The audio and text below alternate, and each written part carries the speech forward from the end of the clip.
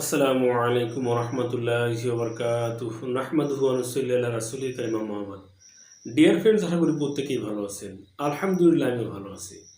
বন্ধুরা, স্বাস্থ্য বিষয়ক ইউটিউব চ্যানেল হাকিম ইরশাদুল বারীতে আপনাদের স্বাগতম। সাথে আছি আমি হাকিম ইরশাদুল বারী। বন্ধুরা, আজকের আলোচ্য বিষয় অত্যন্ত গুরুত্বপূর্ণ।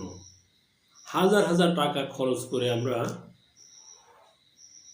মাংস কিনে খাই, সেটি ছাগল, ভেড়া, উট, দুম্ব। ভারতীয় উপমহাদেশের মানুষ গোশত, সেটি গরুর গোশত, মুরগির গোশত, এইসবই আমরা ভক্ষণ করে থাকি। এবং আমি আমাদের অধিকাংশ মানুষেরই জানা নেই যে এই পশুর কোন অংশের মাংস সবচেয়ে উপাদেয়, সবচেয়ে বেশি উপকারী। সাধারণত আমাদের এই উপমহাদেশের মানুষের ধারণা সিনার মাংস সবচেয়ে উপাদেয়, খুবই মজাদার হতে পারে।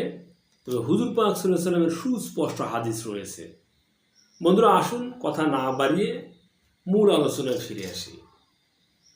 পশুর পিঠের অংশের, সেটা হাঁস, মুরগি, দুম্ব, উট, গরু, এক কথায় হালাল প্রাণীর পিঠের অংশের মাংস সবচেয়ে উপাদেয়, সবচেয়ে শক্তিশালী। নুয়াইম রহমতুল্লাহ আলাইহি জাফর রাদিয়াল্লাহু তাআলা থেকে বর্ণনা করেন যে হুজুর পাক সাল্লাল্লাহু আলাইহি ওয়াসাল্লাম বলেন, হাদিসের মাংসের মধ্যে সবচেয়ে উত্তম মাংস হচ্ছে পৃষ্ঠদেশের মাংস। বন্ধুরা, কয়েকটি উপকারিতার কথা বলছি। এই পৃষ্ঠদেশের মাংস এটি যৌন শক্তি বর্ধক, যৌন শক্তিকে বৃদ্ধি করে। এটি হজমেও সহায়ক, পাঁজরের ব্যথানাশক। বন্ধুরা, সেই সাথে বুকে সাহস সঞ্চারক।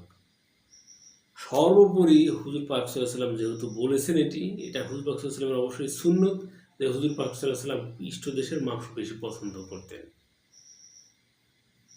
তো বন্ধুরা, বুকে সাহস সঞ্চার করতে, পাঁজরের ব্যথা দূর করতে, সহজে হজম করতে, সর্বোপরি যৌন শক্তি বৃদ্ধিতে পৃষ্ঠদেশের মাংস ভক্ষণ করুন।